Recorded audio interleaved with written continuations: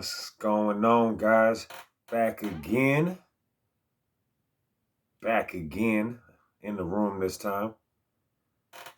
We're taking it back to where I lived for a little while. Well, I didn't live in Asheville, but I lived in North Carolina. I lived in Charlotte. This is Highland, the legendary Highland from Asheville. This is called High Pines, an Imperial IPA. You know, like I've been saying lately, I'm IPA'd out. I'm really IPA'd out. Because I'm an IPA lover, so I just kind of just went a little nuts and started trying everything. As of late, I've been a stout guy. Some lagers are good. A couple pilsners are okay. Porters, depends. So we're back to the IPAs. This is Imperial. This is 9%. I'm about to do some curry shrimp after being a vegan for about 3 months.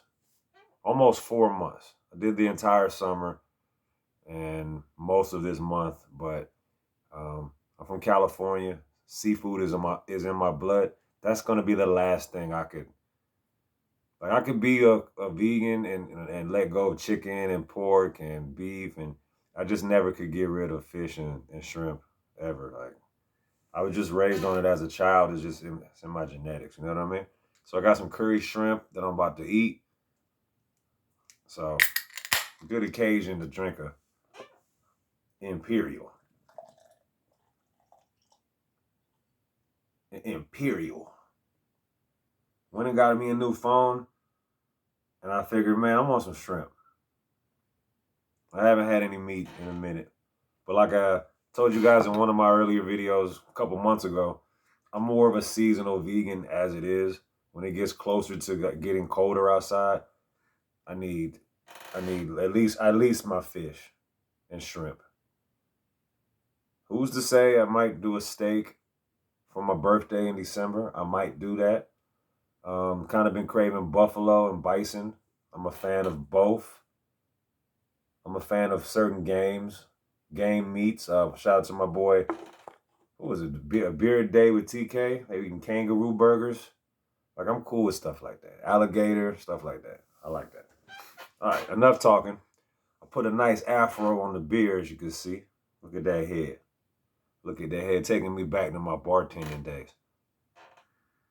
Just getting struck with Cascade, Amarillo, Centennial, Columbus, maybe Chinook up in there. Like, this is almost reminiscent of a Terrapin Hopsecutioner.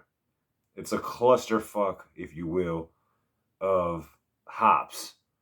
Piney, sharp hops. Oh, wow.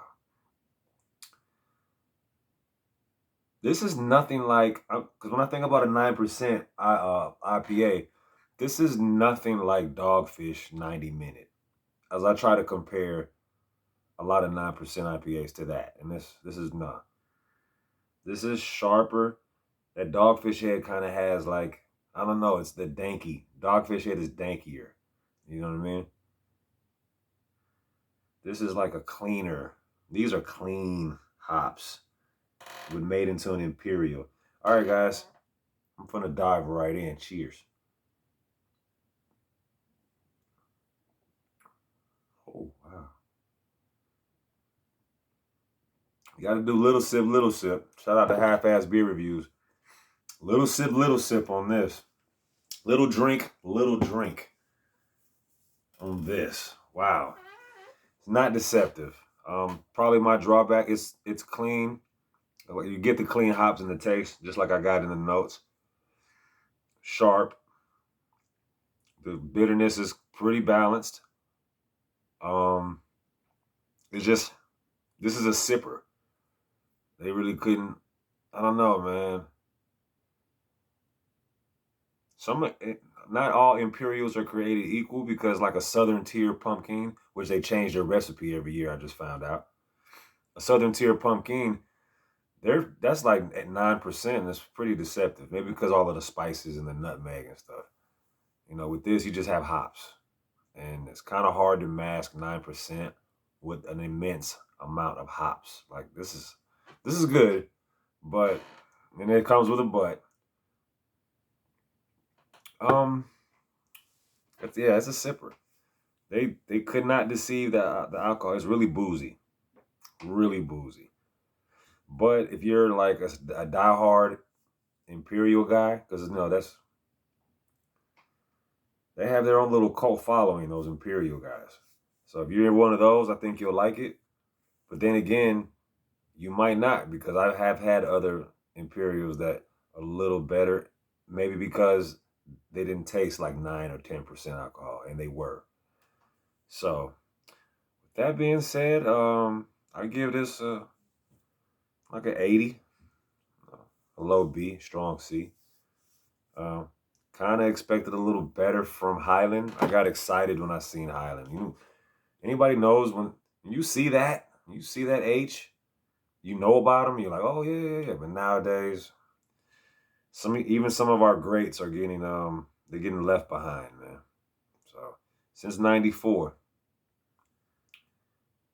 um, they say it features citrus and blueberry hop flavors with a touch of fresh mountain pine.